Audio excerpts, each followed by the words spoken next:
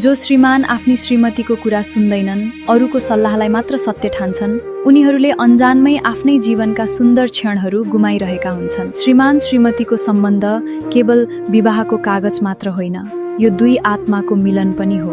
धेरै श्रीमान अरूको कुरा सुन्छन्, साथीभाइको सल्लाह सुन्छन्, आफन्तका सुझाव सुन्छन्, तर आफ्नै श्रीमतीको मनको कुरा सुन्न बिर्सिन्छन्। जबकि जीवनको सुख दुःख, सङ्घर्ष र सफलताको यात्रामा सबैभन्दा धेरै साथ दिने व्यक्ति श्रीमती नै हुन्छन्।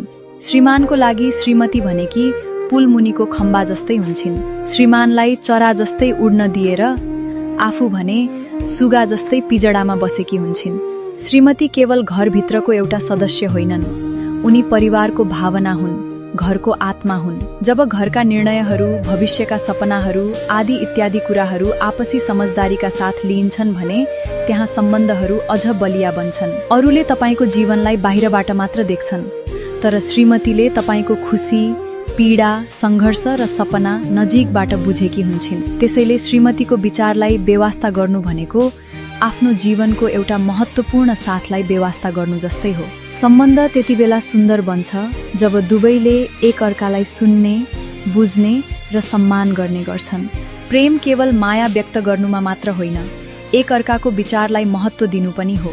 घरमा सम्मान, विश्वास र संवाद जीवित रह्यो भने साना साना समस्या पनि सहजै समाधान हुन्छन्। तर बेवास्ता र अविश्वास भयो भने बिस्तारै सम्बन्धको सुन्दरता हराउँदै लैजान्छ। त्यसैले जीवनमा आफ्नो श्रीमतीको भावनाहरू सुन्न सिकौं।